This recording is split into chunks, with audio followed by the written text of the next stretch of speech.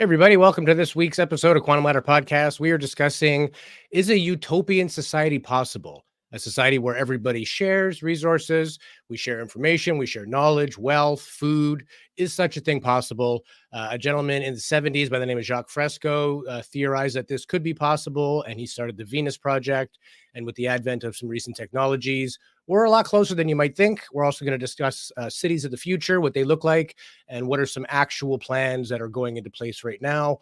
Welcome to the Utopian Society of the Future. This is Quantum Ladder Podcast. We'll be right back.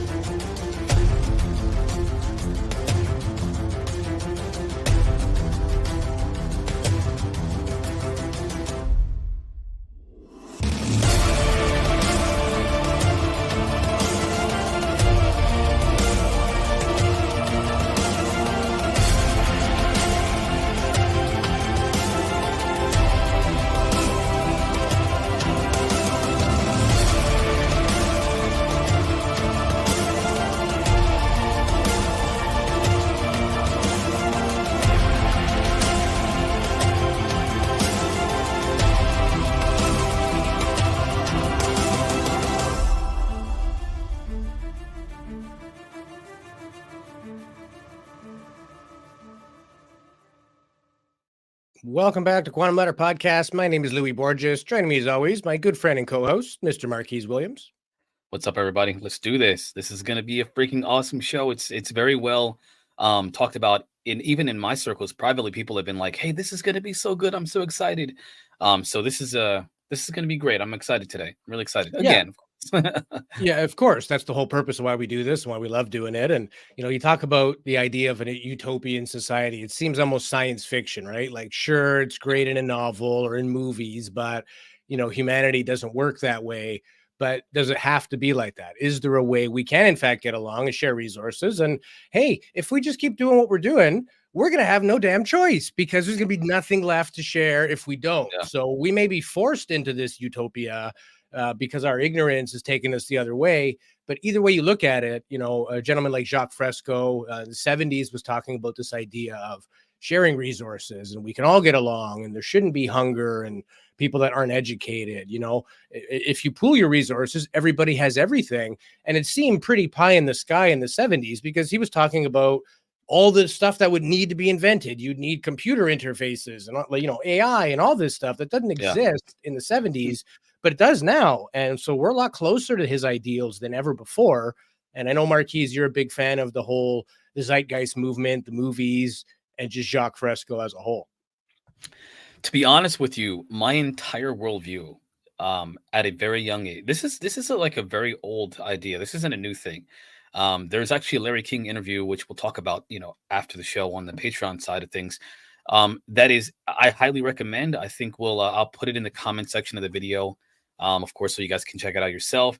But there's an entire Larry King video interview where it's in like the 90s. This is a very old idea.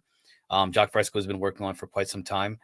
And it shaped me as a kid, my thinking about the world and what's possible and what I think we as a civilization should be looking forward to in terms of how we should be, how we should just be. How do we make things better? How do we get to that futuristic, type 1 civilization that I envision, that futurists talk about all the time, and not the dystopian version of, what people see in sci-fi movies and stuff like that. So, yeah, it's great stuff. And for anybody at home who's not familiar with the Venus Project or Jacque Fresco, you might recognize him when you see a picture of him. We've got a short little video clip here just to get us started on today's topic. We're going to cover what they believe, what the ideals and goals were, what's actually happened, where we're at now, and moving forward, what cities of the future are going to look like. We have some examples, lots of video clips today, so you guys are in for a treat. But for those of you who are not familiar with the Venus Project, check it out. Welcome to a visionary journey that transcends the boundaries of conventional thinking. In a world seeking solutions, one name stands out as a beacon of innovation. Jacque Fresco, a futurist and dreamer, envisioned a world where technology and human ingenuity harmonize to create a global civilization free from scarcity and strife. His brainchild, the Venus Project, is a bold exploration of what our future could be. Imagine a world where cities are not just concrete jungles, but thriving ecosystems that work in harmony with nature. The Venus Project proposes sustainable living through cutting-edge technology, eco-friendly architecture, and a commitment to preserving our planet for generations to come. Jacque Fresco believed in a departure from the outdated monetary system, instead advocating for a resource-based economy. In this vision, wealth is measured not by currency, but by access to education, healthcare, and a high quality of life for all. As we delve into the realms of innovation, the Venus Project introduces us to a world where advanced technology is harnessed for the betterment of humanity. Automated systems, artificial intelligence, and holistic design create an environment that maximizes efficiency and minimizes waste. In the future, technology will free us to pursue our passions, fostering creativity and individuality. With a keen eye on addressing global challenges, the Venus Project confronts issues like poverty, inequality, and environmental degradation head-on. Fresco's vision challenges us to think beyond the status quo, encouraging a shift towards a more compassionate and sustainable world. In conclusion, the Venus Project with Jacque Fresco is more than a vision. It's a call to action. As we stand at the threshold of possibility, let us embrace this daring dream of a world where cooperation triumphs over competition, where technology serves humanity, and where a brighter future is not just a dream, but a shared reality. Join us in this transformative journey as we explore the Venus Project and the legacy of Jacque Fresco. Together, let's shape a future that transcends the limits of today and ushers in a new era of human potential.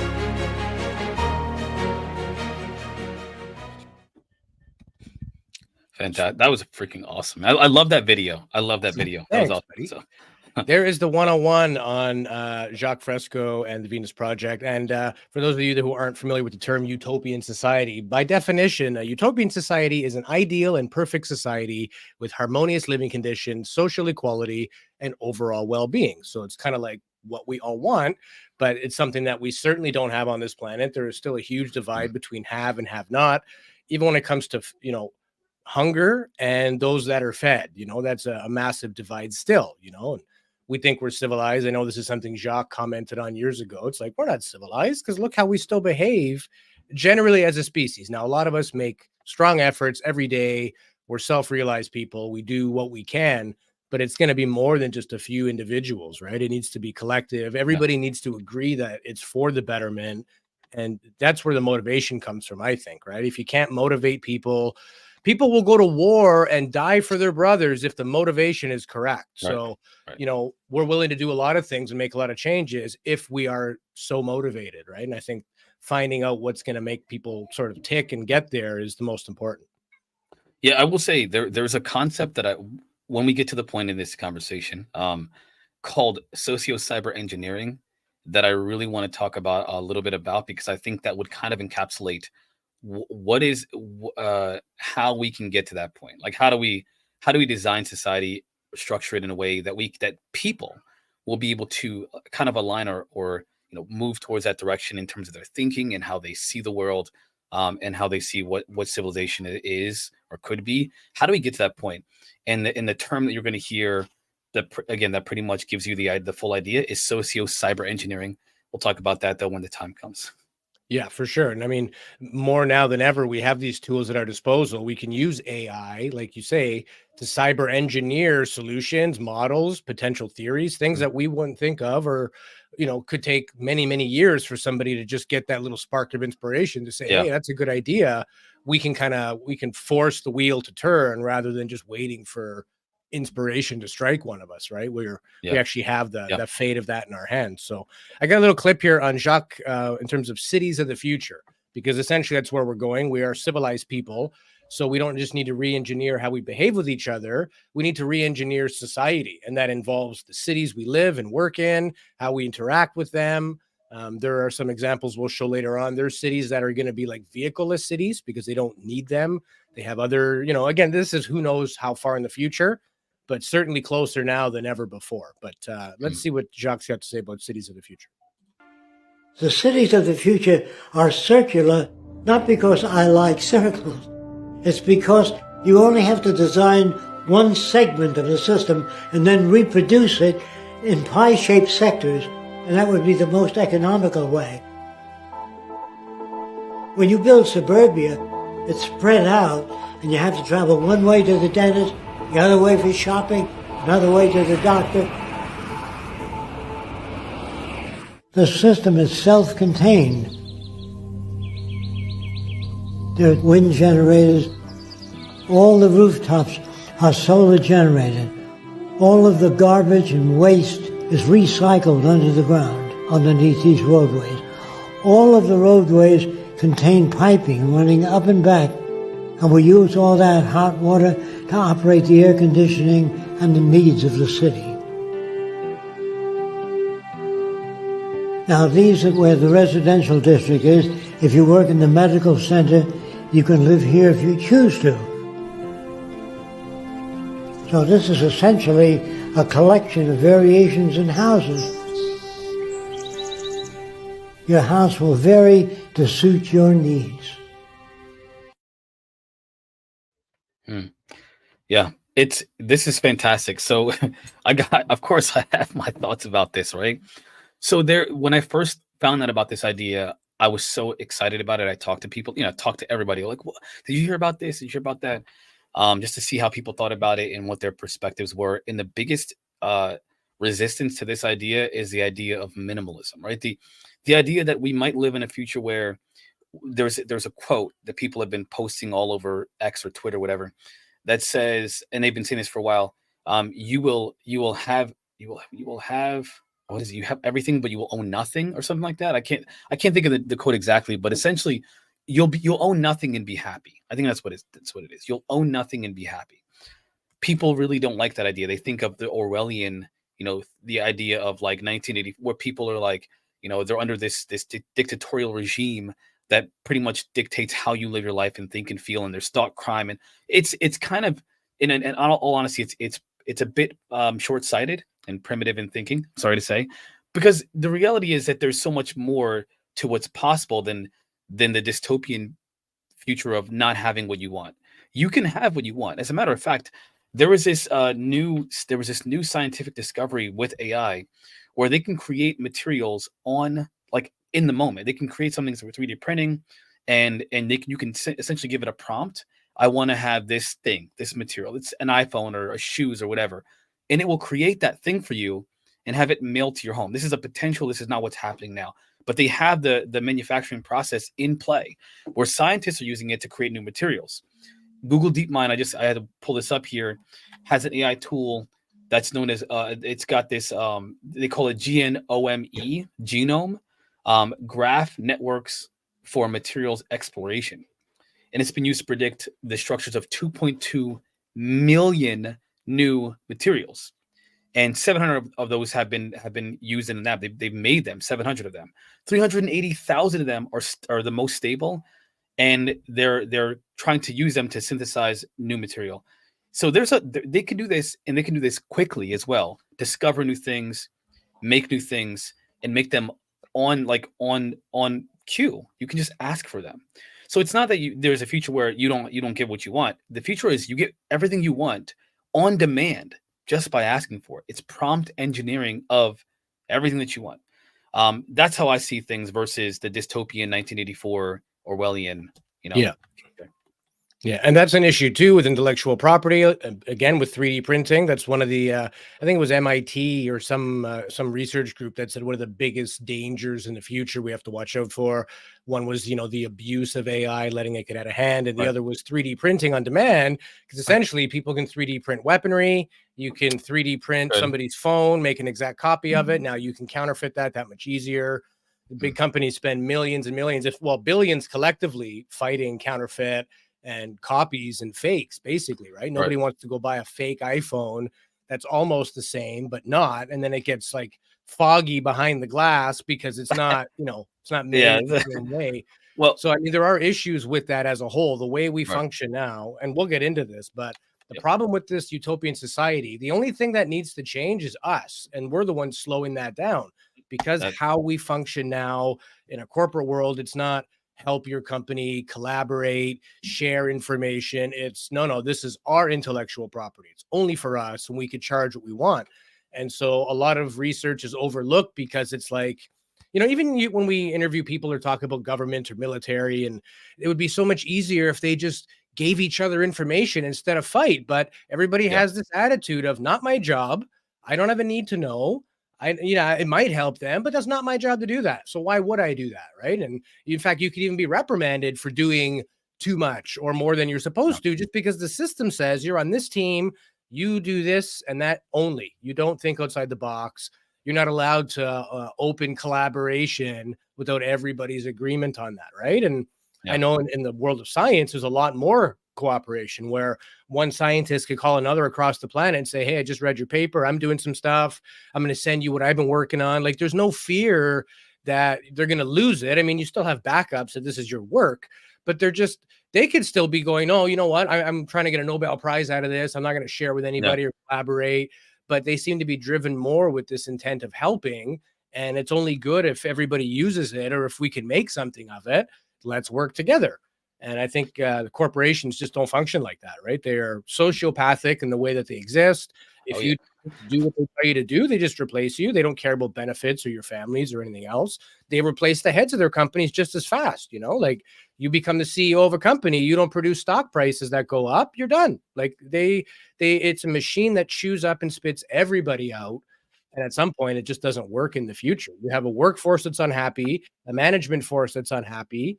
Even the people with money aren't happy. So clearly it's not the way to get what we're looking Yeah. for. Got to be something else.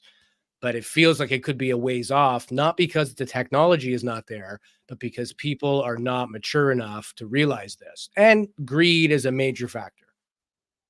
That's actually kind of the one of the other issues. There's a lot of issues, but it's incentives, right? What is the incentive today versus what could be the incentive for this potential future?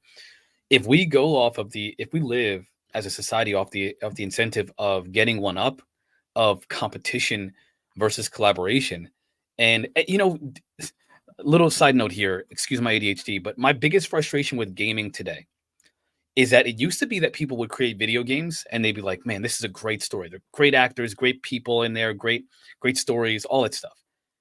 And now, like, there would be an update, and the update would fix problems, but also you get this new game, like game 1, game 2, game 3. It'd be awesome stuff. Now, they really speed up the process of updating things. And the greatest thing you can do today is play a PvP game. The biggest game in the world is Fortnite. Terrible, sucks. All you do is go around shooting each other. That's it. And the greatest aspiration for the next update is a skin. Right now, my kids are playing this Fortnite, and they're like, oh, can we get the Lego skin? And I'm like, this is the big update for a video. Like, this is it. Yeah. It's so stupid. But that is the nature of our incentive system today. It's to get one up on someone else. And they've even gamified it, where now the most fun you can have is by getting one up on somebody else versus collaborating with people towards some kind of a unified goal. Now, people can do that, but they still do it against each other. So, as you mentioned about corporations, yeah, corporations do have massive collaborations. However, they're collaborations against other corporations versus for the greater good, where they can share data and information. They have to worry about corporate espionage and stealing intellectual property, again, versus that ultimate aim of enhancing the human experience and civilization as a whole. We're competing versus that, and it stifles innovation. It really hinders our progress as a civilization, and it causes more problems than it creates. Yes, we've created a lot of great things, but we could do so much more faster if we actually work together versus what we have today. It's honestly ridiculous. It's kind of stupid. It's kind of stupid and primitive. Again, primitive. I've used that word a lot. Sorry, my keyboard's. That's okay. And there are some areas that the Venus Project itself has pointed out that they need to see either worked on, or they want to work on themselves. So they call this their Venus evolution. So the circular economy, again, that's Like, it's the idea of sort of the waste going out one way, the heated pipes being used to do something else. It's everything is in a circle. There's less waste, everything's collaborative, everybody helps. The steady state economy, permaculture, regenerative agriculture, degrowth, and something they call game B.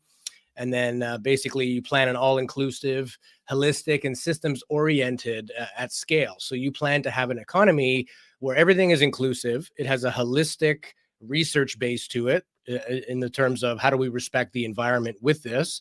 And that will work at regardless of your scale.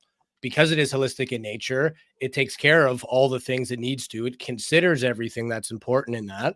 Doesn't matter if it grows or not, because it is proper.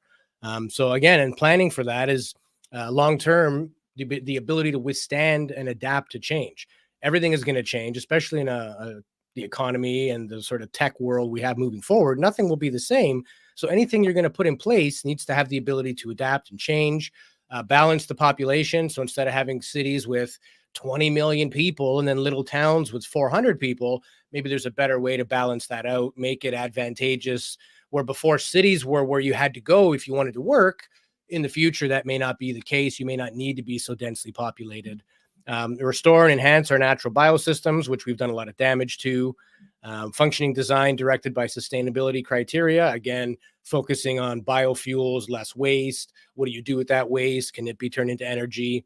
The radical innovations, essentially, that nobody was talking about in the 70s.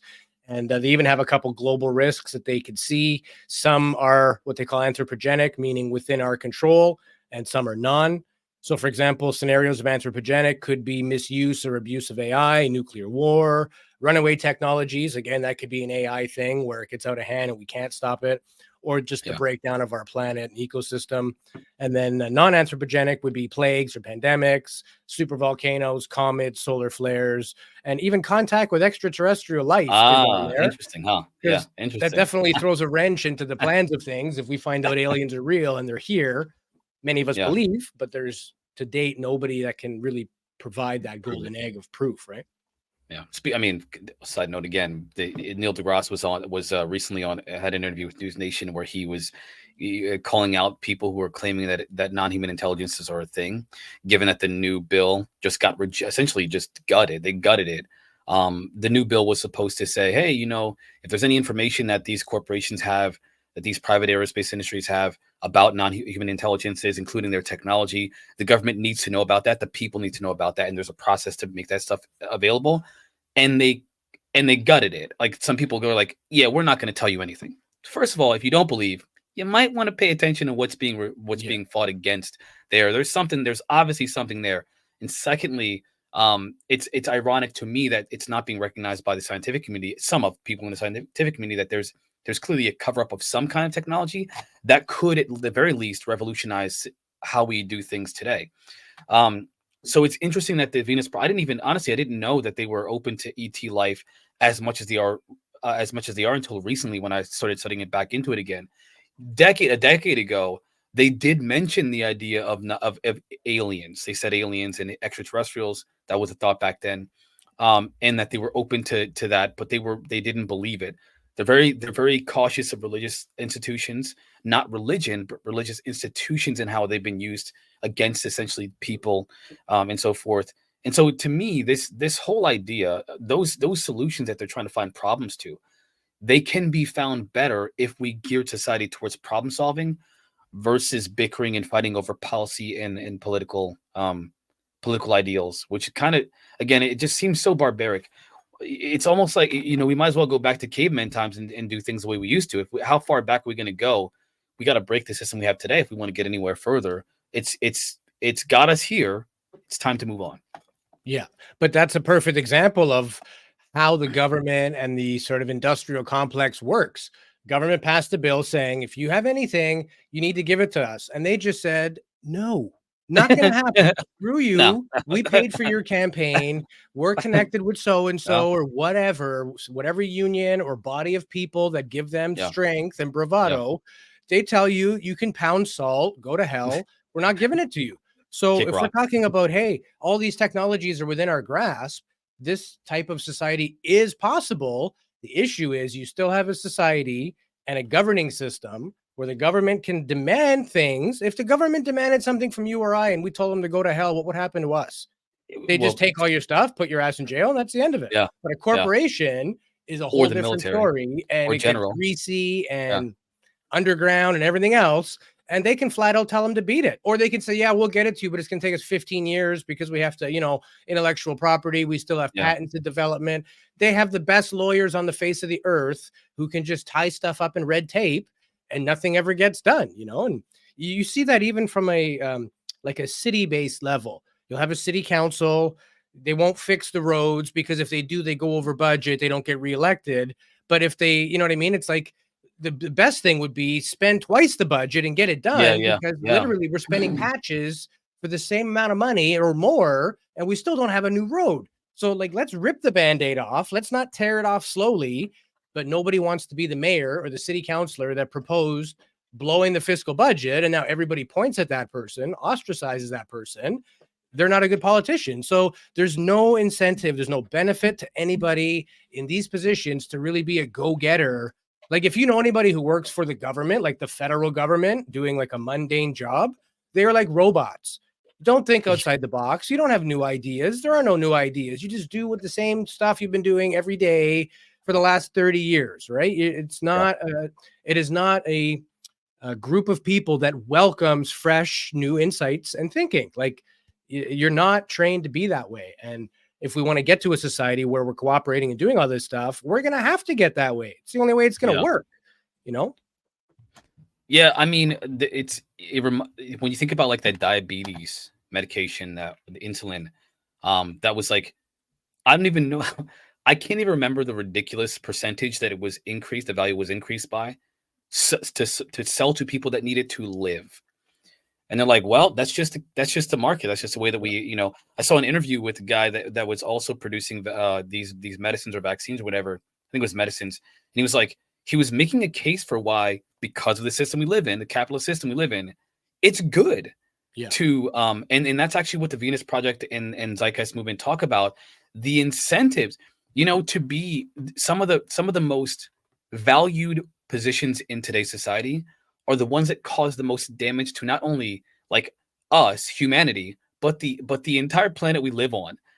Like global, like forget about global warming and climate change. Let's talk about pollution, oil spills, and people dumping chemicals in local water supplies to corporations doing this to help to get rid of waste. And because they do it because it's cheaper to pay the fine for dumping the waste in the local water supply than it would be to correctly recycle the waste or to get rid of it.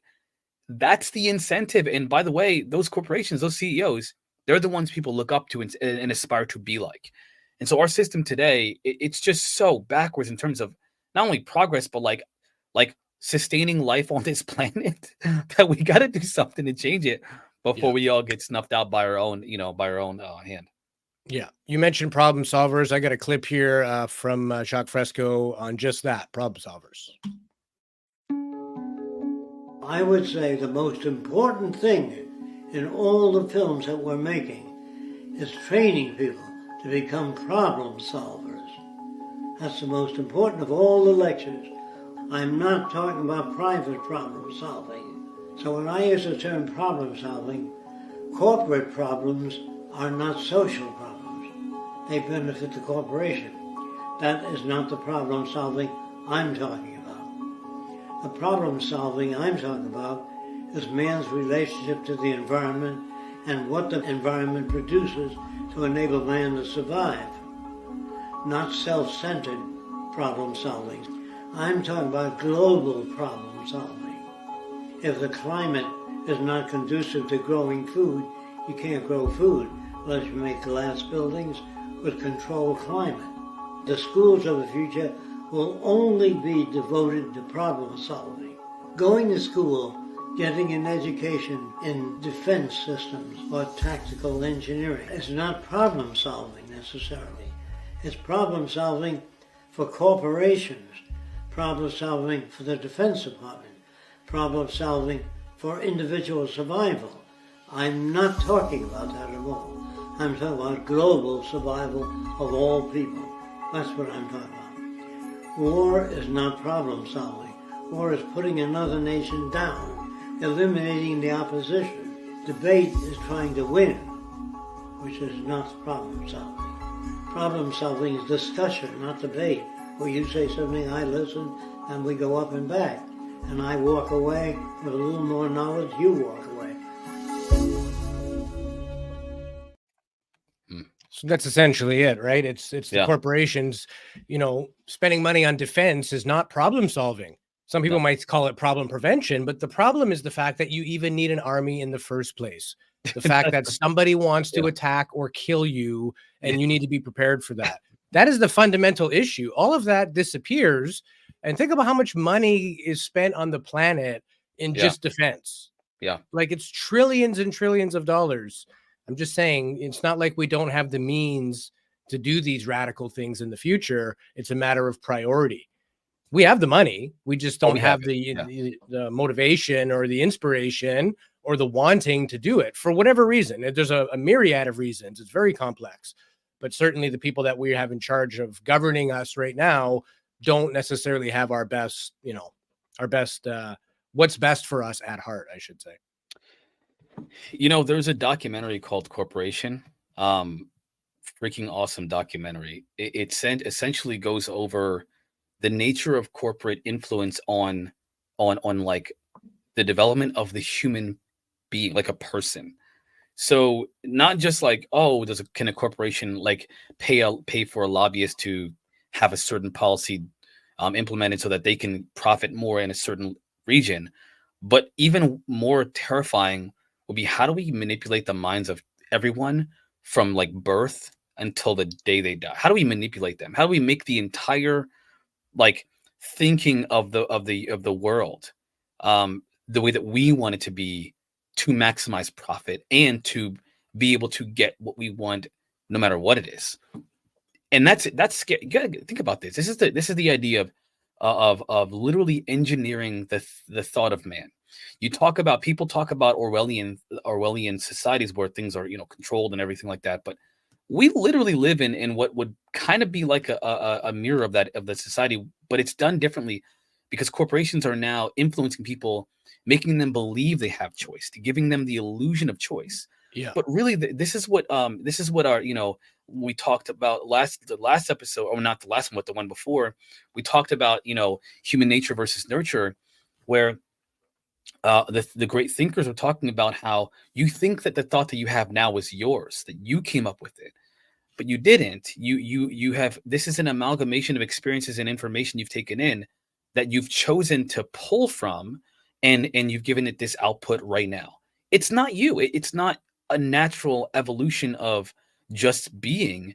It is a construct that's made by the civilization you live in, specifically the culture and the people you live around. And so they've literally controlled the entire process. The cartoons that kids watch, the commercials that you watch, the signs that you see on the road.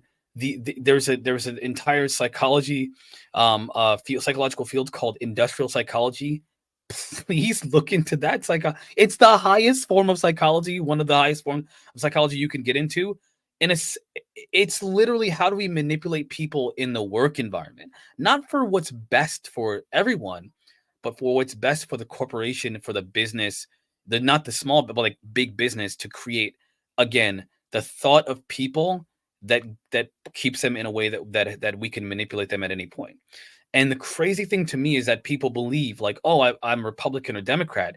You think it's that you believe those things, but really you've been given the illusion of choice, and usually only two.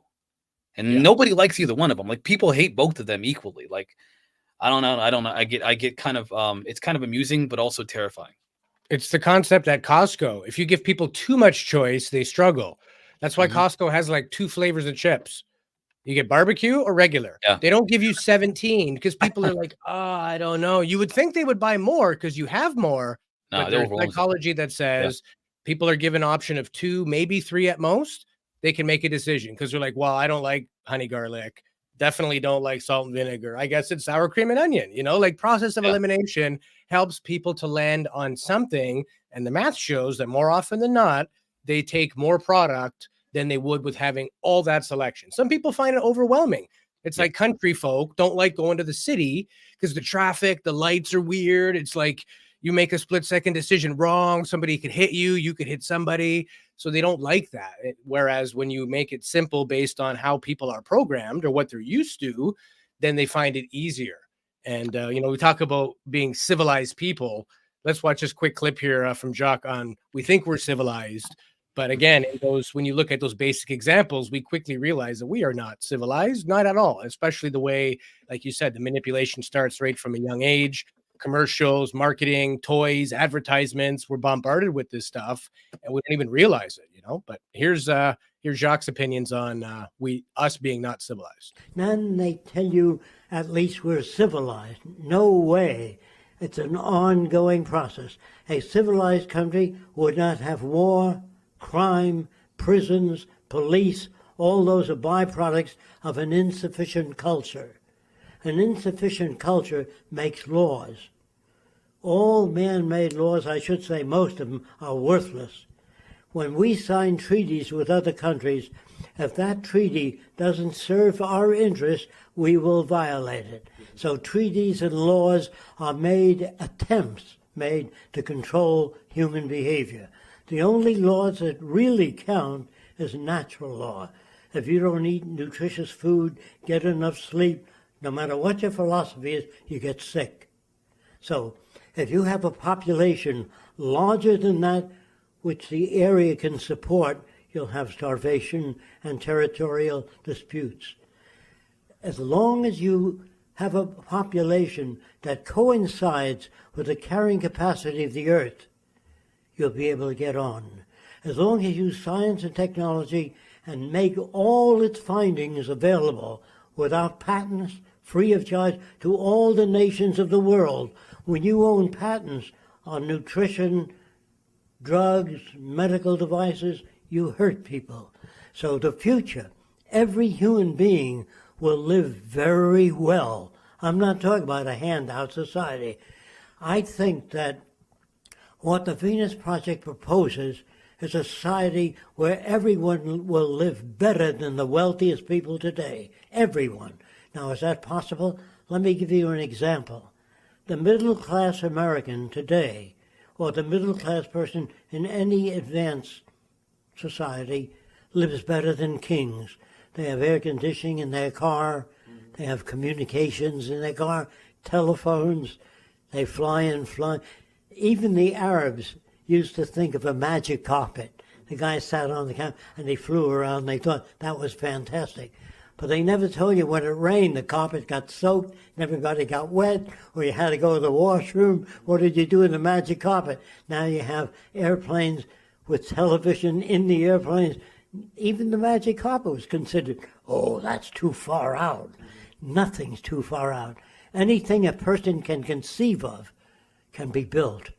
So you have to, instead of making soldiers, which are killing machines, I hope I'm getting to a lot of soldiers. They are killing machines. We would educate soldiers to become problem solvers, send them to universities free of charge, so they learn how to solve problems rather than kill. When you kill, you build hatred for the future. You kill children, you kill adults, and that nation that you did all the killing in doesn't have pleasant associations with our nation. The Jewish and Arab situation, Palestinian problem will go on and on and on until the earth is declared common heritage. And all the artificial boundaries that separate people will be dissolved.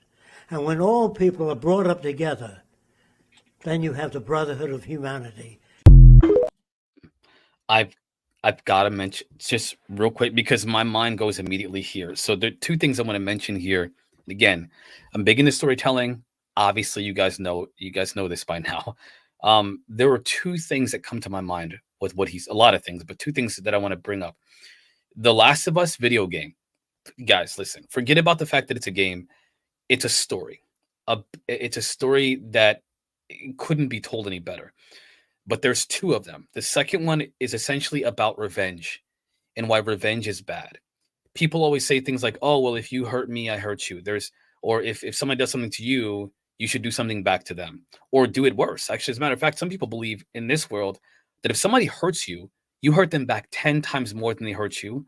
So they never do it again. So they can't hurt you again. The Ender's Game, right? In the Ender's Game, the aliens come here. They because there's water. They didn't know there was population here. They start fighting us. We fight back. They leave because we won. But we go follow them to kill them all. Why? Because we want to make sure they never do it again. They had no intention of doing it in the first place. They just needed resources. And so out of that necessity, they came here, we fought. There was it's more confusing than just, oh, they're bad and we're good. It's more confusing than that. Every wars today, it's a lot of that is about taking, right? Terrorism, a lot of terrorists, and this is a very controversial thing to say, but a lot of terrorists are not terrorists because they just like bad. They just like bad people. Like, oh, you know what? They're just designed to be evil. People are terrorists a lot of times because something bad has happened to those people get them to the point where they want to do something terrible to fight back against an oppressive force or whatever. And so the only power they have is through terrorism. They don't have money and the kind of power that entire countries have. So they fight back in the ways they can. But no matter what happens, what is the ultimate result of that? It's more carnage, chaos, violence, and ultimately death. And I think what a lot of people, like, for example, what we talked about, they talk about trauma and how, dealing with those traumas, if you think about this societally, are difficult, let alone dealing with them individually. If we keep functioning as a society off of, we have to hurt people to get them to stop hurting, we're just going to perpetuate the pain, violence, and so forth. So I'm 100% behind that. My belief system is very much aligned with this idea. Yeah, absolutely. And in the second half of the show, we'll get to the points of sort of government, economic structure, education, knowledge sharing, resource-based economy. What does that all look like? Very cool stuff. Any final thoughts before we roll our 5-minute break? No, I've got plenty of thoughts, but I'll save them because I'm sure there's going to be more we got to talk about. Okay, cool. Well, everybody refill those drinks and grab a snack or do whatever you got to do. If you got them, smoke them, whatever. We'll see you back here in 5 minutes.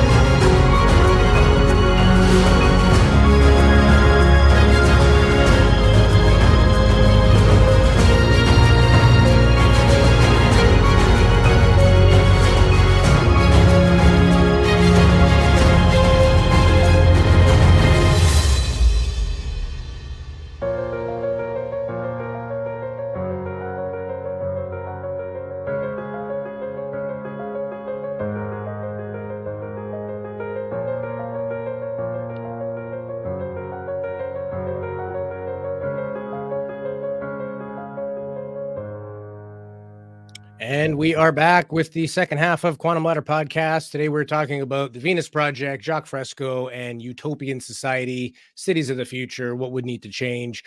So far, we've sort of discussed the idea behind it, definitely the need behind it, some of the issues with government, and there's a few other things we want to cover here. So let's talk governing styles. What are we doing currently? What do we need to do differently? I mean, that's a big question, obviously, but Yeah. what we're doing right now doesn't seem to be serving the needs of the people, which is what I thought government was supposed to do in the first place. Now, yes, government serves a function. Without government, there would be anarchy per se. We're all conditioned to be governable, so to speak. So it's not as easy as just saying, oh, no more government. But are there better ways of doing it? What do you think on the whole governing style? Oh my gosh. So this is a great question, right? So I am a believer, and I mentioned this before, that I'm a believer in systems theory, systems thinking. And again, I mean, I understand it as much as somebody who reads a bunch of stuff about anything understands anything.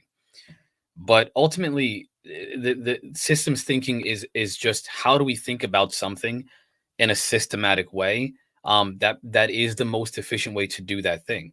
So you don't think of things like, listen, and we talked about this, we talked about this privately. If your arm was like, hey, the cells in your arm are like, hey, listen, we need to be able to coagulate and fix that. You got to cut. We got to heal that. So let's produce more cells, whatever. I'm like, oh, I would do that, but the leg doesn't actually have a good relationship with the arm. So I think that we're gonna have to keep those resources here because it doesn't really believe in the same things the leg believes in. That's like walking and stuff. So we're gonna have to cut that off. And then they fought against each body part or element of your body or whatever is fighting against each other because of different belief systems. How long before you die? You die. Forget about losing a limb. You're gonna die because your body's not doing what it needs to do efficiently. It's doing it based off of beliefs and ideas. And so it's all about efficiency, not about belief and about different ideals. What is the most efficient way to run society based off of data, facts, the scientific method versus what you feel and think and want to be true? That's what I just feel like we're doing it. I was listening to somebody say something like, "Oh, we can't give kids school lunch." It's like, what? You don't want to feed children? No, because if we do that, then they're not gonna be it's gonna make them think that things are handed to them. They're children. So you shouldn't breastfeed a baby either because you don't want that kid taking it for granted. What? I can't. The argument was so insanely evil. Like, if you were to pick an evil villain out of a cartoon and put them in government, a lot of people are like, they remind me of like evil villains in a cartoon. It's like you can't be serious. So that's you can't make decisions based off of like these ridiculously insane ideas about what you believe is true. The fact of the matter is that a child that is fed and has proper nutrition is going to perform and learn better. Period. There's no denying. It's a fact, right? And those are the ways that we should make decisions versus, oh, I think they need to be tougher, and like, suffer a little bit because that's probably a better way to live life than actually being provided for as a child. Apply that to everything in our system. There's a lot of things that, like, whether it be feeding the homeless, alleviating poverty. What is it? The main driving factor of all crime? Poverty. Yeah. Lack of economic, security. Like, these are not like ideas or belief systems. These are facts. And so in my mind, it doesn't make any sense that we're like fighting against the idea of alleviating poverty and suffering and civilization because like people just need to be tougher. It sounds really barbaric, primitive, and insane to me how people think about things. I do think we do need to try, and we need to be like, we need to try, and we need to be driven. That's true, but not to the point of like making people suffer until they die. That's dumb. Yeah. That's So dumb. how do you think we get there? Realistic steps. We know government Yeah. is spoon fed from industry. So the Yeah. initiative's not going to come from them. It's probably going to come from people, private, petitions and stuff like that. But what's the first thing we fix, right? We've got healthcare issues. We have societal issues. Yeah. We have wars and aggressions with other countries. We have inequalities, access to education, access to medicine. If you don't have the money, oh well, I guess you die. Like it's so multifaceted. Where do we even begin? What would be the first thing you would Yeah. change? This may sound like oxymoronic. People think I'm a moron already, but the you know what I mean, people. But I think it's simple. I really believe it's simple, and yet the idea is simple. The implementation is complicated. We do it today. We do it in the exact opposite direction today. This is where cyber engineering comes into play. The idea of not just using technology to help us make decisions and to structure society in a way that essentially helps to create a thinking in the population that moves towards a positive goal and aim, but like we do it now. We manipulate culture and society and people's thinking as it is. Football is a big deal in this country. People will literally fight. There's After a football game, there are riots. There are riots. This blows my freaking mind, but it's acceptable. Why? Because it's, hey, we're Americans, or we're from whatever country, and we're doing it because we're passionate about the game, and yeah, it's acceptable. But a riot in support of social justice, or about I don't know, about people believing that their rights are being taken away, any kind of those things are seen as bad, right? Because left and right do this. They both fight for things that they believe in. Especially the right recently have been fighting harder for individual rights and for freedoms. They've been fighting a lot on Twitter and X. People on the left don't believe it's good to do that, but I think that each idea, left and right, they have ideals that they fight for vociferously. They're willing to die for them, or even in some cases, they're willing to kill for them. How do they get that? How do they get to that point? Because politicians are up there saying, "This is what you should believe in. Look at it this way. This is how I see it. Don't you agree? This is what's going to hurt you. This is going to impact you." They're manipulating people's thinking, but for their own purposes, not for the good of people. They're using people, they're getting them angry and upset at each other, not for the betterment of society, but just to stay in power and to keep and maintain the system that we have. Now let's change that. Let's change that same implementation of if you will, structuring society to influence people to think differently by educating, by helping them understand the scientific method, by giving them facts and data to look at and say, hey, this is what's happening.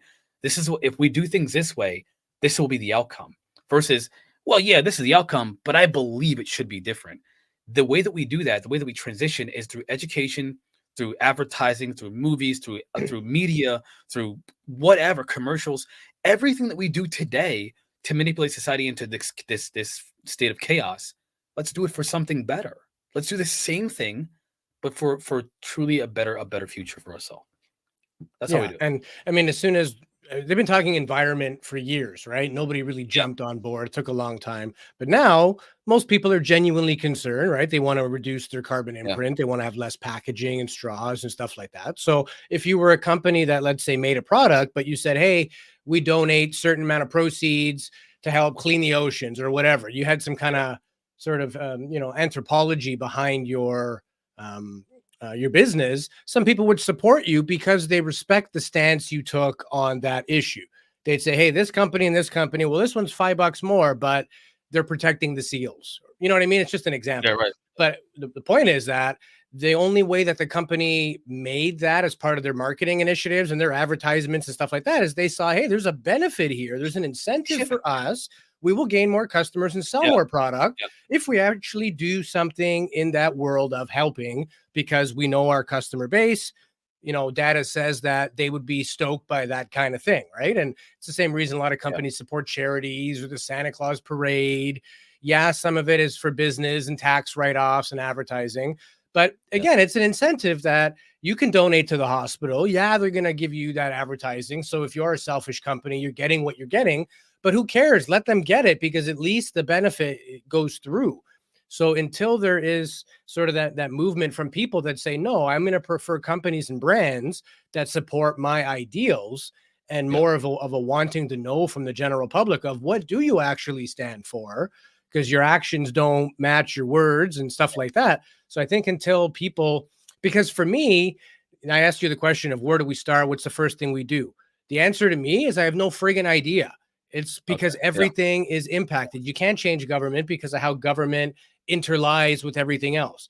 There's no benefit for anybody there to no longer have a job or to have their main party supporter bail out, or the rest of their constituents who support those companies. You're supposed to be leading them, but Yeah. you don't believe in that product. But now, like, how do you go against that which your party says you're supposed to be for? Like, if Yeah. you're a conservative, but you happen to have a cool liberal idea that could benefit, you're probably not going to bring it up because now you're going to be seen as less of a conservative.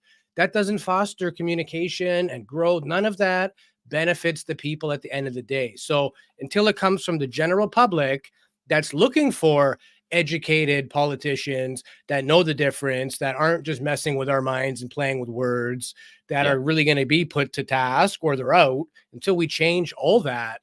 But, for me, it's a very complicated thing. I like your idea about systems learning and systems theory of let's use AI in things that think above us. Again, I'm a human. My default answer, how do you fix this? I have no friggin' idea.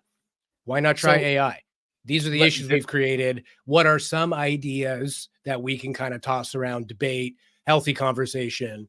Because it's just so interwoven what we've created. The people are conditioned to be used to that. So that's an issue in itself, breaking those molds and patterns. The government system, the healthcare system, the military system, the schooling, like everything is interrelated. Yeah. I really can't see how this would start. I mean, it's got to be baby steps, obviously, but the technology is there and it's still not really going into this humanitarian aid. It's just being used to assist industry to make more money and do more business. And that's kind of what drives the whole system, right? It's money.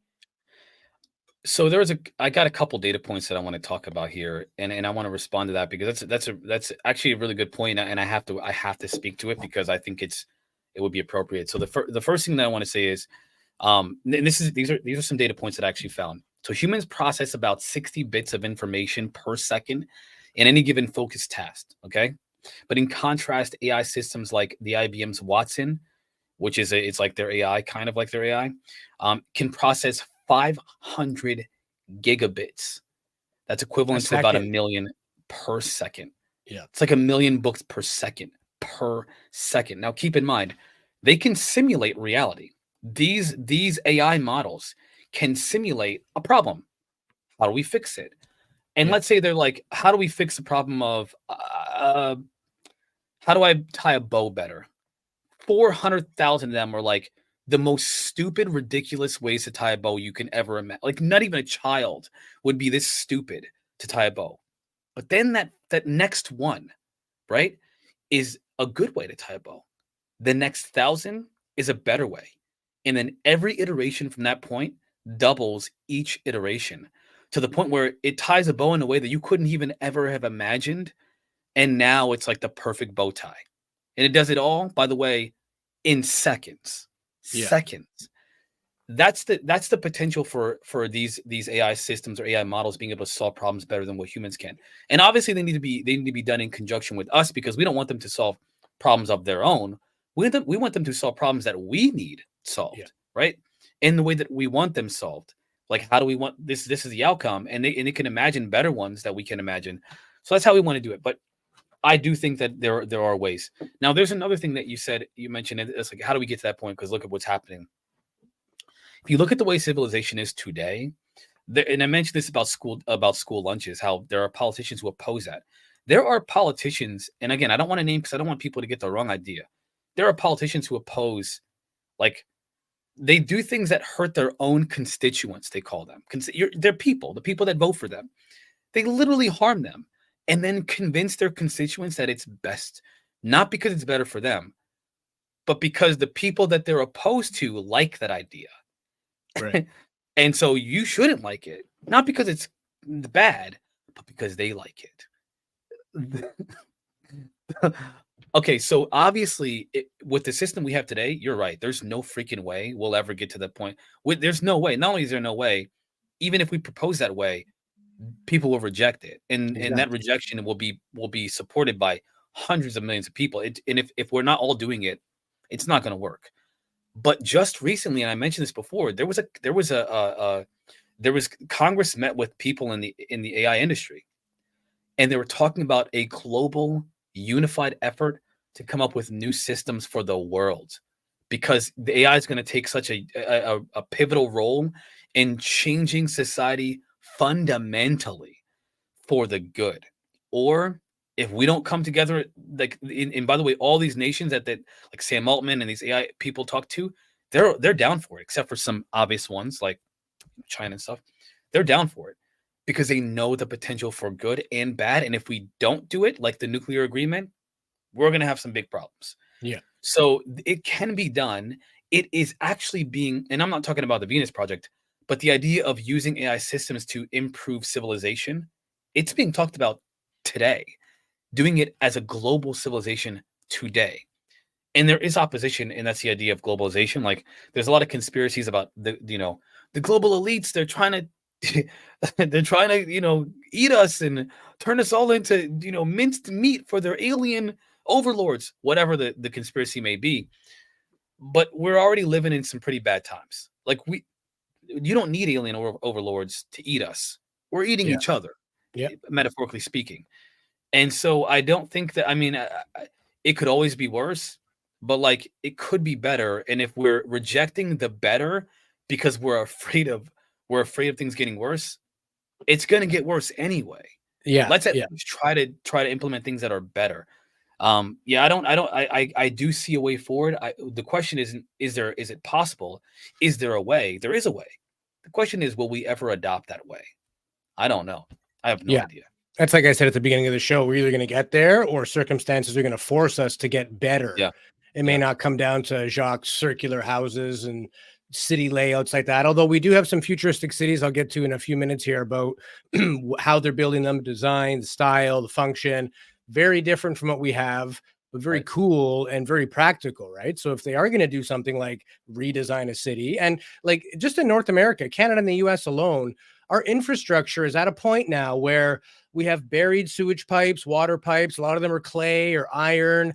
Those things only had like a 60-year lifespan max, and they're like 85 years old in some places now. So we are literally at a point where we have sinkholes popping up. Our roads are crumbling. The pipes are falling apart. There's going to be major infrastructure issues in all of the cities, which are, give or take a decade or so, pretty much the same age in our country. That's going to need fixing. So that's not just as easy as like just go in and replace a pipe. You're literally digging up your entire road. You're going to have to do an entire facelift of the full city. But part of that, these cities and how they work with everything involves like sharing resources. So you have kind of the library idea of, why does everybody need a stove? Right. One massive stove could cater a wedding with 500 people. So why do 500 people need stoves? Now, it's, again, different ways of thinking. It's like a hotel. It's kind of like communal living where there's one breakfast bar where they serve everything. Everybody goes there, but it works for the residents of there. People go in there knowing it's a little different setup. So they're not surprised when it's a different setup from home. But, and a lot of people say, well, the library idea doesn't work because people wouldn't bring it back. But if there's no value to you in having this lawnmower other than cutting your grass, like I really don't want to pay for and own a lawnmower. If I could use yours for free for an hour, that would be amazing. Like, so there's a lot of this stuff. If you add up all the stuff in our houses, appliances, cars, redundancy, we don't really, certain things you need. I'm not sharing underwear with anybody, but like, why do I need a cake mixer, a Cuisinart stand mixer that I use once a year? Like, I don't need that in my home, and neither does everybody else, right? So the idea of sharing it's resources, I have a clip on that, but I know you got something to say, so go ahead. There's a quote, that quote I want to bring it up again. It's, you will own nothing and be happy, is kind of the fear that people have. But honestly, I kind of, and I'm looking forward to this video, by the way, this clip, because I'm curious about whether or not it's going to align with what I have to say next. Yeah, so it was narrated by the same guy who narrated the movie Zeitgeist and Zeitgeist Addendum. Also, Jacque was inspirational in those movies as well. Did he co-produce those movies, or? Yeah, so Peter Joseph is the guy who made the Zeitgeist movie, the Zeitgeist documentaries. There were 3 of them. Zeitgeist Addendum, which it brought me to tears by the end. But I'm like that. And then Zeitgeist Moving Forward, which again was very emotional for me too. Because of the potential for our civilization. But Peter Joseph made those documentaries. The first and second one, he collaborated with Jacque Fresco to make to implement his idea. Like, what's the solution? The first one was, what's the problem? The second one, what's the solution? Right? How do we fit? And it was Jacque Fresco's The Venus Project, which is a completely separate organization. So Peter Joseph runs the Zeitgeist movement and the Zeitgeist documentaries. Jacque Fresco runs the Venus Project along with his partner. Okay, so let's check this out. Resource-based economy. Here's an example of how it would work. Person would simply come in, take the item, use it, and when finished, return it when it is no longer needed. Sort of how a library works today. In fact, these centers could not only exist in the community in the way we see local stores today, but specialized access centers would exist in specific areas where often certain goods are utilized, saving more energy with less repeat transport. And once this demand tracking system is in order, it is tied into our production management system, and of course into our resource management system, hence creating a unified, dynamically updating global economic management machine that simply makes sure we remain sustainable, starting with securing the integrity of our finite resources, moving to make sure we only create the best, most strategic goods possible, while distributing everything in the most intelligent and efficient way. And the unique result of this preservation-based approach, which is intuitively counter to many, is that this logical, ground-up, empirical process of preservation and efficiency, which can only define true human sustainability on this planet, would likely enable something never before seen in human history. Access abundance, not just for a percentage of the global population, but the entire civilization.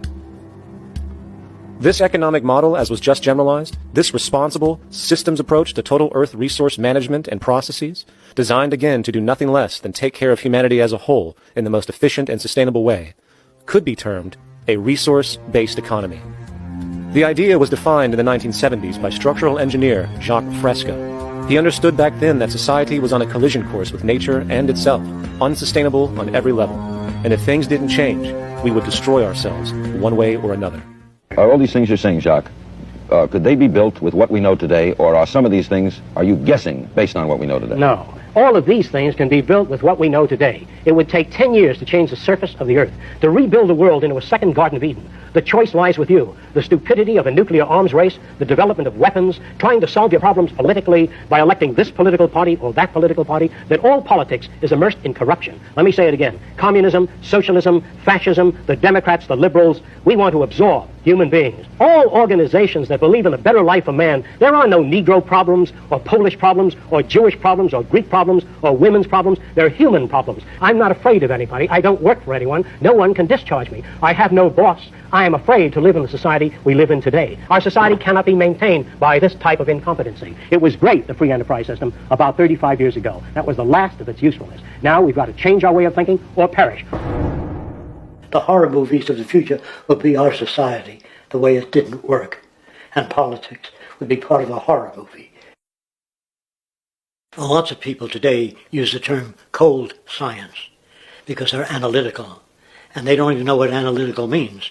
Science means closer approximations of the way the world really works. So it's telling the truth, is what it is. I freaking, dude. He gets so fired up, talks so fast, you could tell. It's just like, ask him and he's going to let you know.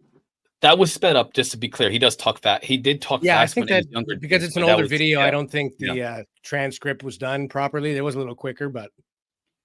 So that documentary was, that interview was Larry King in Jacque Fresco, 1974. Keep that in mind. That's like a long time ago, 50 plus, about 50 years ago today, which means these ideas are not new. And you mentioned this earlier. This is not a new idea. This is an old idea. It's just one that hasn't been brought to the limelight. It's kind of been, I guess you could say, buried in the course of history. So there was a couple things he said that really, all of it got to me. But the one thing that I loved, because I used to think this, it changed my perspective about problem solving or about problems. What problems we have? He said there are no Negro problems. There are no liberal problems. There are human problems, right? There are obviously problems within each subset of differences among human beings, but ultimately they're all human problems. Like humanity has a problem. We have all these problems as a human race, and thinking about them in such a divisive, compartmentalized way is one of the biggest reasons why we have so many issues. When people don't see each other as equally human, that's when that's kind of what brings about a lot of issues we have when it comes to conflict amongst ourselves. Every time I hear someone say something like, oh, this group of people is inherently bad. And they may not say that explicitly, but they suggest it through the language they present when they talk about a person or a subculture or whatever. You realize they're not only dehumanizing these people, but they're also separating their humanity from the opposing people or the subset of people from their own. Guys, we're all human beings. We all all exist the exact same way. We have the exact same needs. We all have there is no difference. The only difference is where we grew up in a culture, and the difference is we concoct within our different societies and cultures. But ultimately, there are no real differences, and that's why using the scientific method to come up with solutions and to view the world is a better way of living than the alternative, which is what we have today, which is ideals, belief systems, and political positions.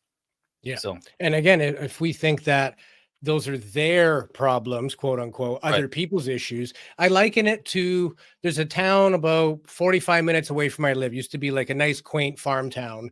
For whatever reason, there were areas of like downtown Vancouver that had people with serious addiction issues, some high crime and stuff like that. They were literally giving people free bus tickets to go anywhere but here. And a lot of them got transported into this small farming community. And for years, everybody turned a blind eye on what was happening there. These people are homeless.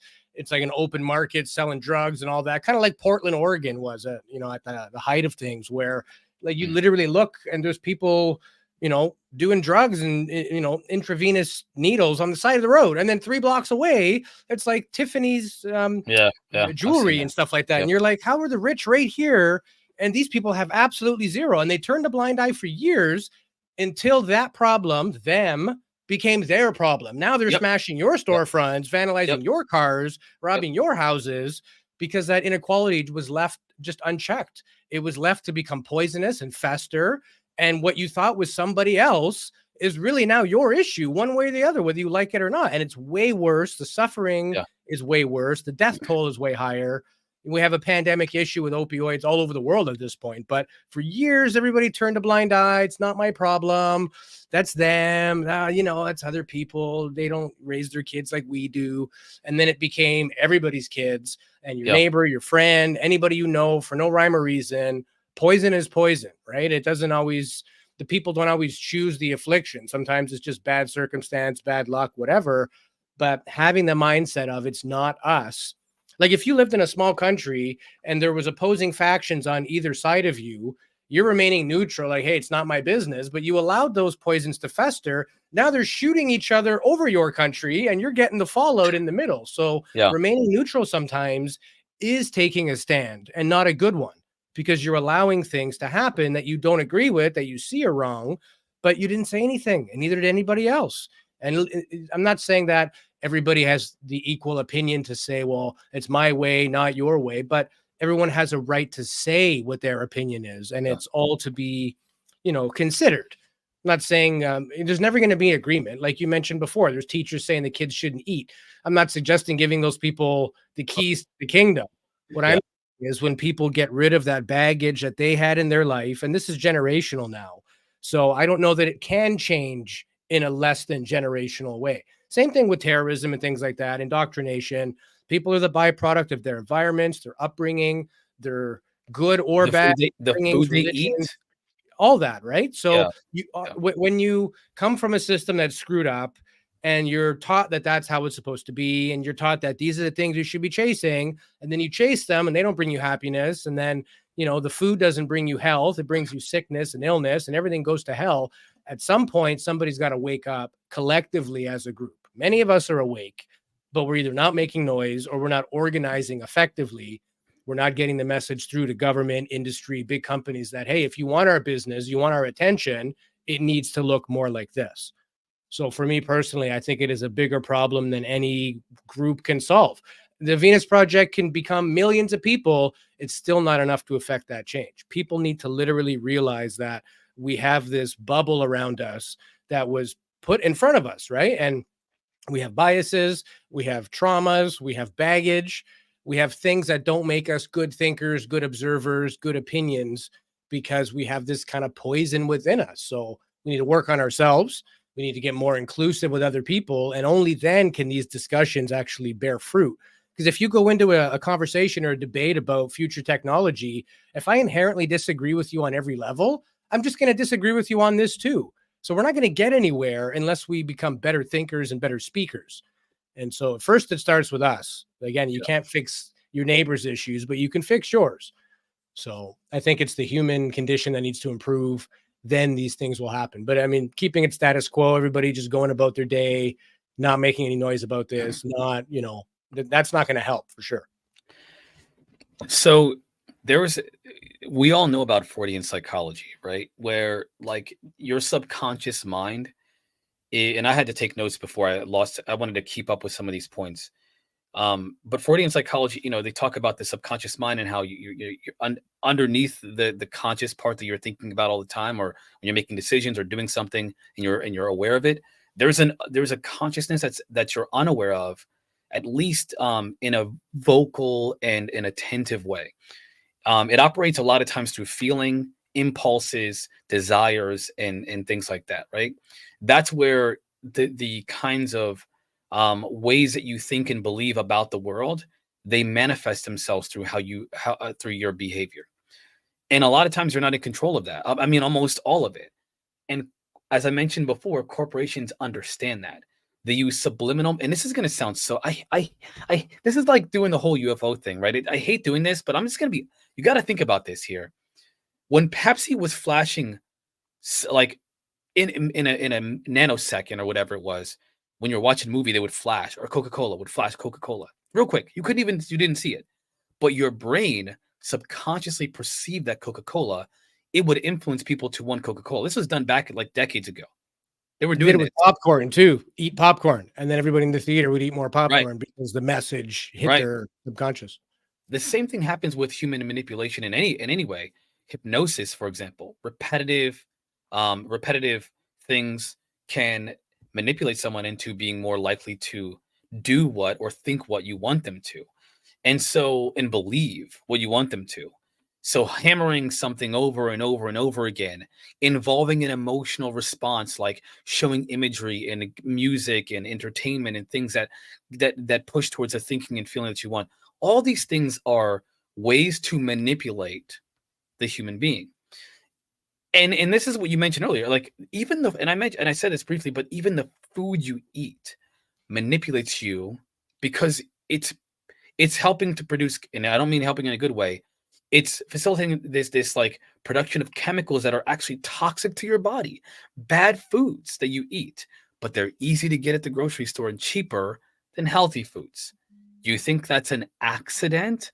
It's obviously not, because all of it is designed. I think we literally have a society that is designed to keep people stupid, angry, and easy to manipulate.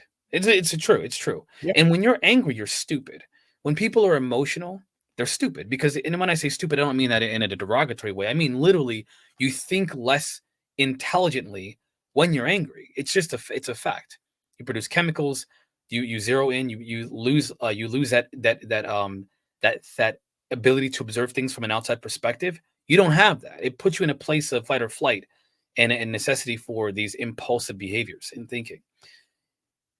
We will never get there if we keep allowing these kinds of influences in our own psyche. And you mentioned this, the change in the human condition is the only way forward.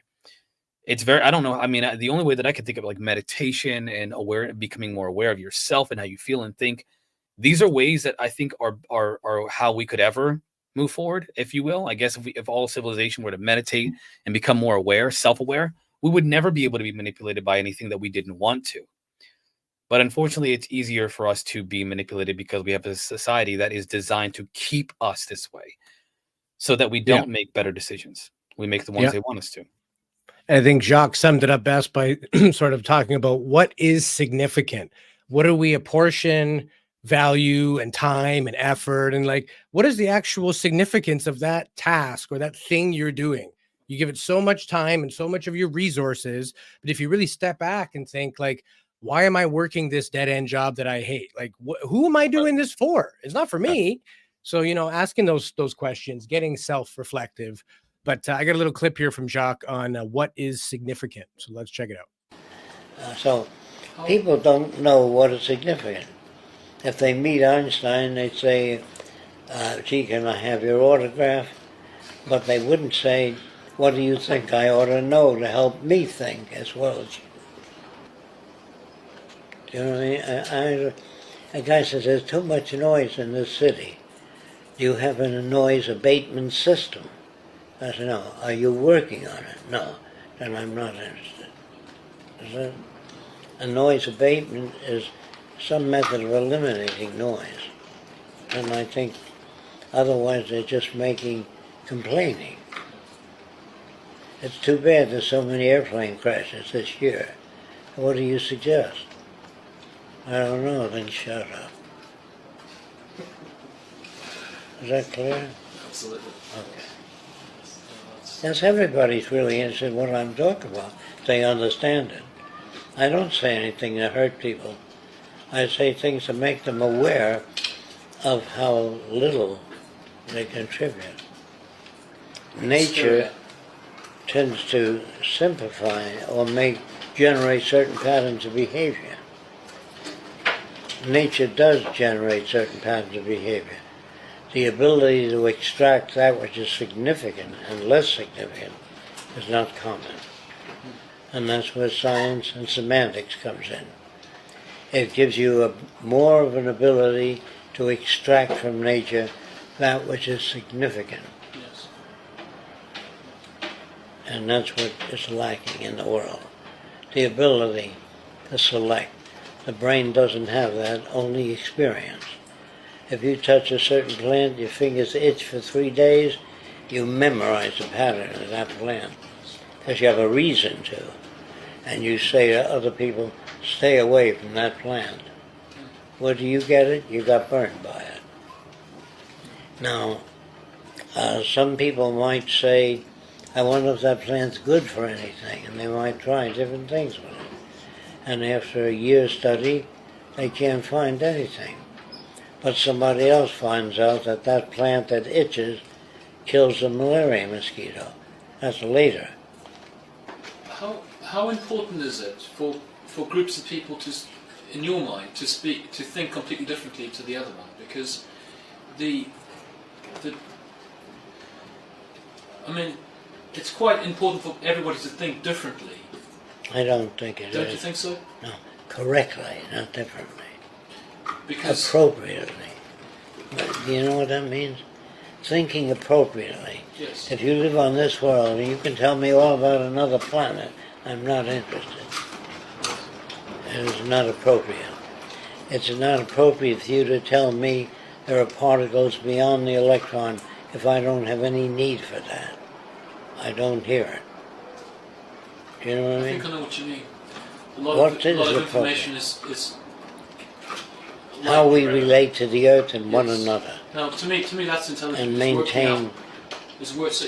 working out what is relevant and what's not relevant. Yes, that's what we have to do. What is relevant to human beings at this time? Not 100 years from now, that would be different. What is relevant? There is lots of information out there, but a lot of it is superfluous to your need. You know what I mean? Yes. Yes. I know a person that can name every crater on the moon. Yeah. To me, that's superfluous, unless he's planning a journey to the moon. Yes, you're right. Do you understand what I'm saying? Okay. Yes. Well, when I was younger, I memorised all the Latin names of all the fish because I used to go deep sea fishing with my dad, Sure. and it wasn't very. I understand. It's not very useful to me now. Yes, no, you're right. There was some scientist that wrote a book called Don't Ask People What They Want, Tell Them What They Ought to Want. The Indian says he wants the blessing of the High Father that has ascended into heaven. That's not deliverable. The things he asks for are irrelevant. What the Indian wants, he doesn't know, to maintain the best of health and the widest, better understanding of the world around him. So when you say some people are scientists, some are not, they don't know what they're talking about. Everybody is scientific and they use the best tools they have. Yes. but that they may not be adequate. That's a problem. So people say, I like intelligent people. And you say, well, who's intelligent? My uncle, he made $40,000 this month. Well, his standards of what is intelligent is different than yours. You understand?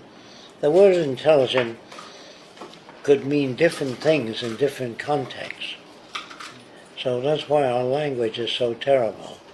It doesn't have common meaning. So Man, I a got lot there, but it's Yeah. true. It's the things that we apportion our time to, the things we feel are important.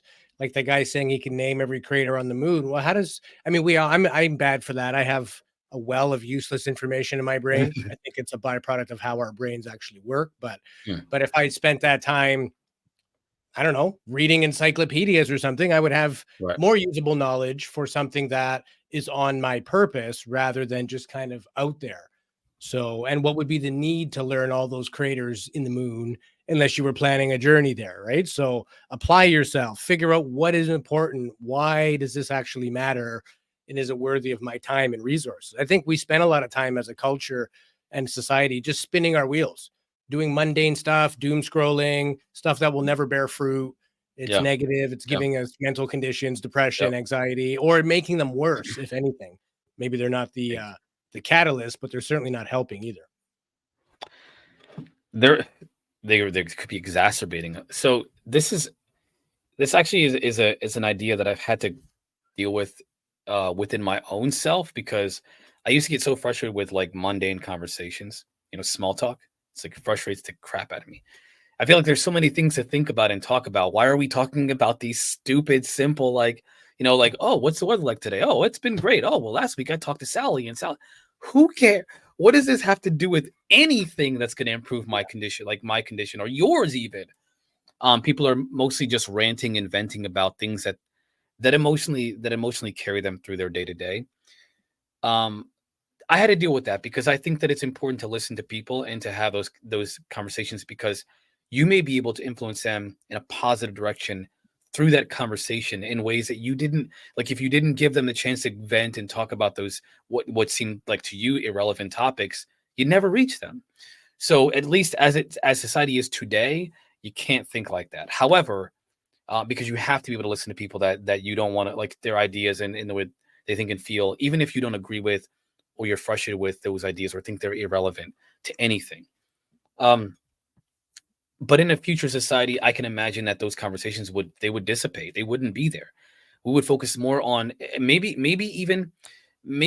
they would be less not only relevant but less less talked about, or maybe they would be this sole thing talked because there's nothing else to talk about. All of our problems are solved. And now all we can talk about is last week Sally did this and I don't know. I personally don't like them, but I do understand the necessity for them as society is today. Another thing that I kind of disagree with him on that a little bit on that. I think we should listen to people. Another thing is, again, I think at least with this point, there are discoveries that we find out about certain things scientifically that we can kind of use them in other areas to improve efficiencies, in processes, just because even though they don't directly relate to, I don't know, one process or another, the maybe the process of, like, a subatomic, energy transfer, whatever, information processing in the DNA, those kind of things may seem like they're irrelevant, but ultimately they do produce results in other areas of scientific discovery that we would never have found if we didn't look at them. I disagree with that. I do think we should look at all these different ideas, no matter what they are. I do think we do gamble, like with our scientific endeavors. For example, I find it extremely frustrating to just, like, I don't have a problem with animal lovers. I love animals. We all do. Not all of us, but you get what I'm saying. But why do we care more about animals than people? You're a person. If you were an orphan who was sick or if you were in an impoverished nation dying from thirst, and people said, I think that it's a better cause to go after to fix the the stray cats in freaking Las Vegas, you wouldn't be your existence would be squandered. It would be gone because somebody thought that it'd be better to worry about cats in Las Vegas than your existence in whatever nation. They have the resources, they have the ability, they have the time and all that to help you, but they don't like people, they like cats. If you were the person in that situation, your life would be snuffed out. And I think that we're not thinking about the humanity, we're not empathizing with other humans. A lot of people empathize more with animals than they do humans. That frustrates the crap out of me. I don't see a benefit at all in loving animals more than people. However, I do see the utility of emotionally, especially emotionally, of loving an animal and inviting them into your family. Just not over helping human beings. I can't see that. And there are a lot of things like that that I don't understand why we're doing them. Why are we focusing more on for example, studying things that improve the efficiency of the current system versus finding new systems that improve the systems that we have today? Why not find better ways? A lot of times because they don't have immediate benefits. And so, yeah, there are some things I agree with. There are some things I disagree with his comments on that one. But ultimately, his idea of also NLP, human communication is terrible. Neuro linguistic programming and general semantics, I studied them a lot, and I think that they are sure ways for us to find better ways to communicate with each other. The problem is, again, it's culture. Culturally, people talk differently from culture to culture. Within a city, you can find entirely different cultures within one city. So, and vernacular and ways of talking about things. And I think that if we found a more scientific way to talk about things, we would come up with better ways of communicating, which would kind of eliminate a lot of these conflicts we have in communication throughout our society, our civilization. Yeah, and also what's customary too, right? Like in Japan, they have lots of customs. If you go into somebody's house and leaves your shoes on, they're going to get extremely offended that you did that, right? And you might not even think anything of it until you realize that, yes, culturally they believe that. So we communicate the way we were taught, the way we know, and what's based on our belief system. Sometimes that crosses the line. And to your point before about, we talk about the weather and my back sore and this and that. I think that's a byproduct of the baggage everybody's carrying and that little bit of social interaction and therapy, if you will, that we don't maybe necessarily have anybody else to talk to. Neighbor might be the only person speaking to that 80-year-old lady who's all by herself, who doesn't talk to her kids or doesn't have kids or whatever. It's what that person's needing in that moment. That is sort of the root cause of sort of, why we do the things we do. But again, that's why I mentioned before, I don't think you can solve this in a generation. If we are a hurting population, we're not just all of a sudden going to be able to find out what makes us feel good and get inspired to give our time and energy and effort to other things that will make others feel the same way. If we're all battling our own demons, everybody's head is down. Nobody can really take care of anybody else because they can't take care of themselves, right? If you're hurting, you got to deal with you. You can't fix your neighbor. So until it gets to a point where we all believe abundance is possible, believe that we are equally valuable and important, until we genuinely believe that and then treat others the same way so that our actions now match that belief, until that becomes more normal than not, we can't even talk about advanced cities. But there are some advanced cities. I don't want to miss this in our time allowance here. I'll just go through them quickly here. These are some of the cities of the future. Some you folks at home may have already seen or heard of, but they're either giving preference to sort of biodiversity or space arrangement or convenience or the lack of needing transportation. It's dealing with things like the trash that is produced from a city. These are literally organic molecules they are building, basically, right? These become their own creatures in whole. So this is the line in Saudi Arabia. A lot of people have heard about it. It's 170 kilometers long. It's basically a city in a skyscraper. Have you seen this before, Marquise? Sorry, I muted my mic. I thought you were going to play a video. I have seen that. I don't know a lot about it though. I didn't read a lot of it. It's one of those things you come across. You're like, that's cool. It's supposed to house 9 million people, 200 meters wide, 500 meters long, has its own built-in transport system. You could go to either end within 20 minutes. So it's basically was designed as an alternative to most current urban layouts. But this also is a futuristic city. It's called a lot of these cities. I got a question for you real quick. Aren't a lot of these cities it's even like in Dubai, I believe Dubai has one. I think there's another one in Japan. They're creating like an ocean city. It's supposed to be Yeah, futuristic, and a lot of these cities, from what I understand from that's my this one research, here. that they are only designed, at least for now, to house scientists and researchers and engineers to work towards solutions to create to kind of further these city developments. From what I understand about them, unless something has changed. Yeah, I think it depends where. I mean, there's a lot of different initiatives, a lot of different companies. For some people, I mean, look at Dubai. They've been very, they put a lot of emphasis on architecture and amazing, crazy cities, under ocean hotels, the tallest building, Yeah, skyscraper yeah. with a roller coaster on the roof. Like it's as I love them. crazy as you can get, Yeah, and yeah, then some. But the reason they did that was sort of marketing for the city. Come here, we're progressive, we're open-minded, we do things like this. If you're sick of the same old back in America or wherever you're living, yeah, this is the future of cities, right? Let us show you that example. And yeah.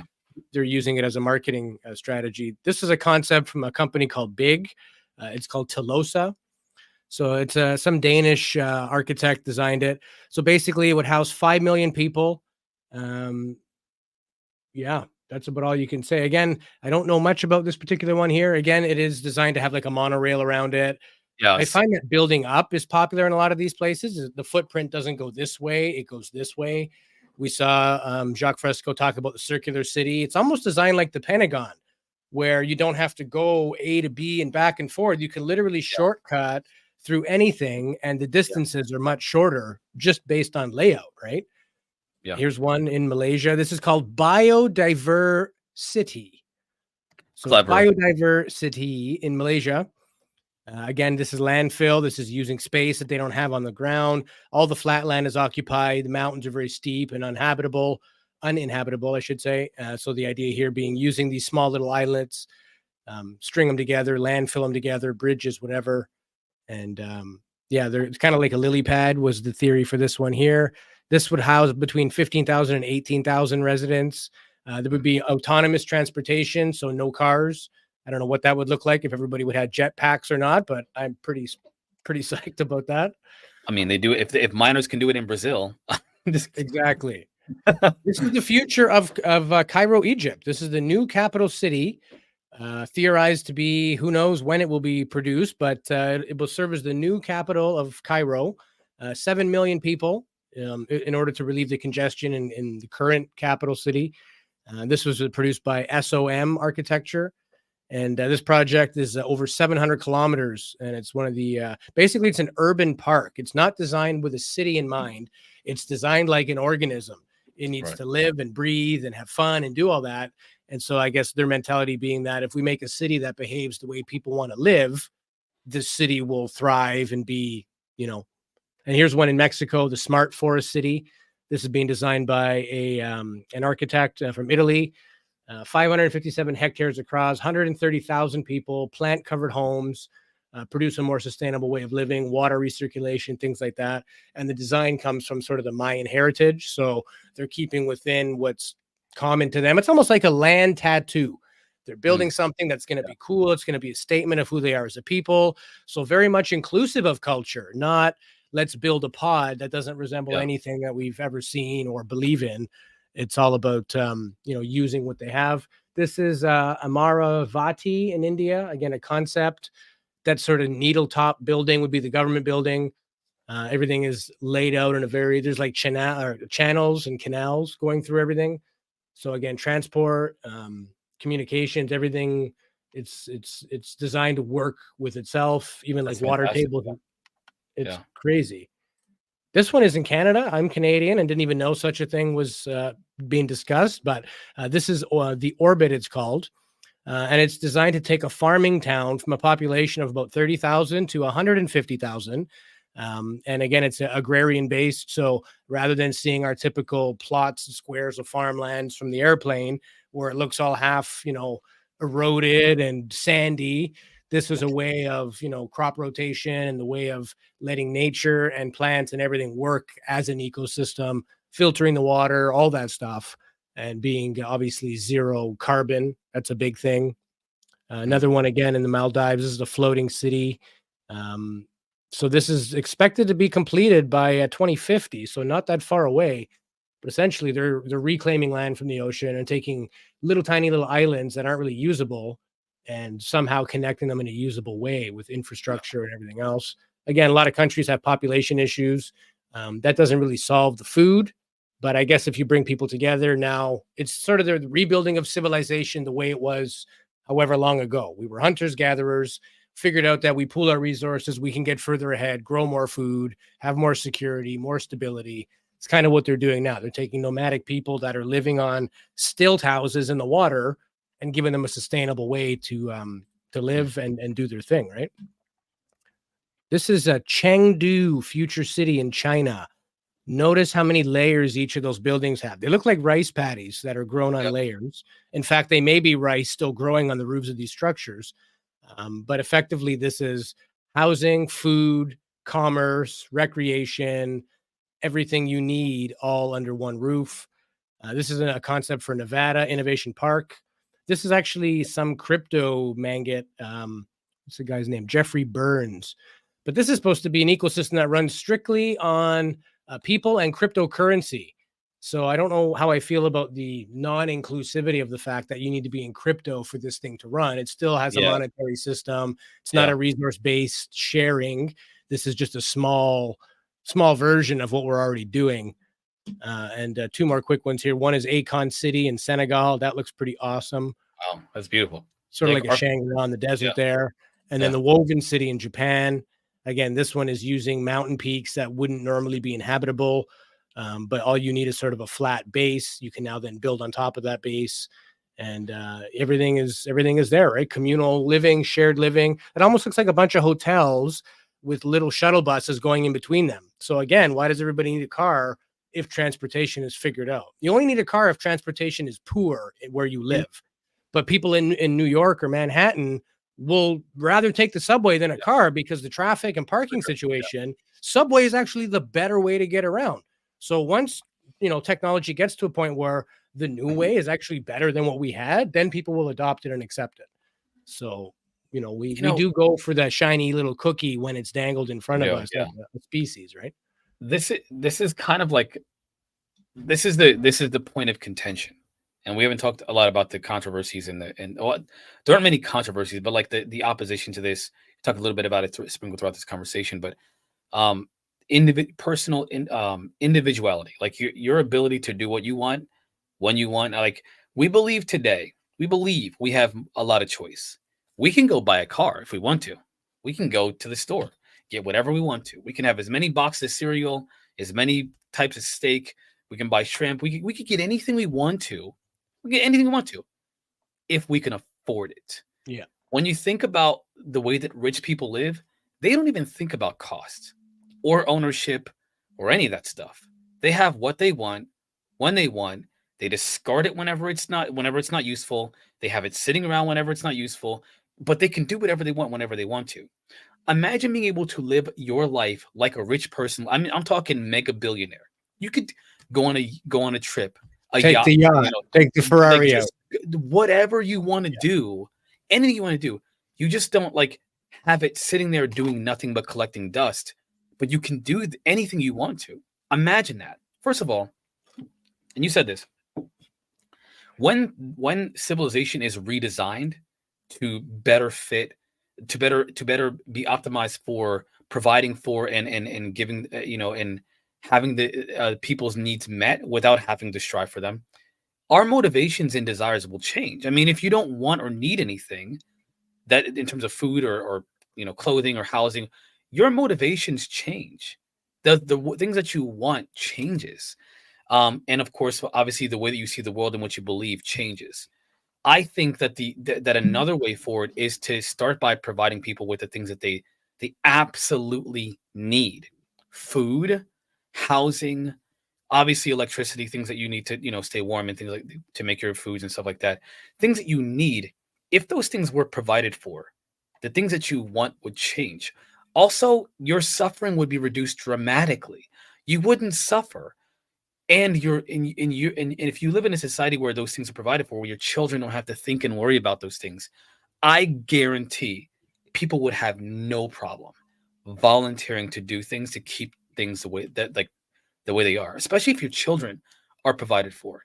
You don't go to a community imagine having a small community of 1,000 people, and they're like, listen, not a cult people or 1,000,000 people. Like, hey, listen, there's a city you can go to where you don't pay for housing, you don't pay for food, you don't pay for clothing, you don't pay for education, you don't pay for all the things that you want, like to just live and be happy and have education, things like for your kids.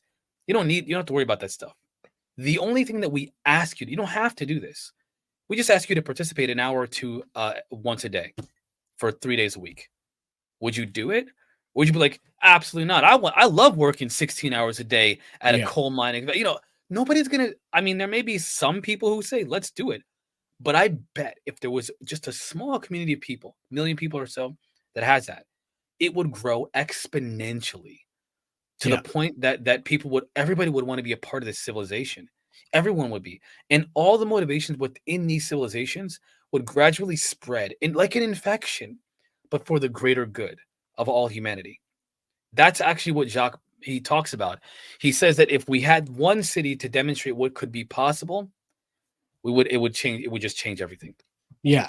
And once one place gets it right, starts gaining momentum. And I think that will be ultimately how it starts. People will see a success on a small level and go, see, look, it worked for city planning.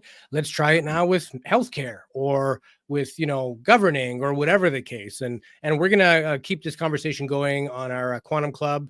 We're coming up on 2 hours for this episode here. We want to keep it under the 2 hours for our UNX Network YouTube channel. We want to be respectful of the next show, but we will keep this conversation going at least another half hour, 40 minutes. Again, link is in the description. Quantum Club. I think it's $15, Marquise. Yeah, nothing crazy, but it does help support the show. Keeps us commercial free, so we don't have to run ads that drive you guys nuts. And that's a nice way of saying thank you. We appreciate what you're doing. And shouts out to Scott Rosen, our latest Quantum Club member. Love you guys. And we'll see everybody next week. We're going to have another fantastic episode, and we'll see our Quantum Club members in the after show coming up shortly after this. And with that, I will bring today's show to a close. Thank you again, Marquise, and to the late Jacque Fresco. Rest his soul. We appreciate his contributions to humanity. His ideals will live on and move forward. And we're proud to talk about that on Quantum Ladder Podcast. So with that, everybody, take care of each other, and we'll see you next week.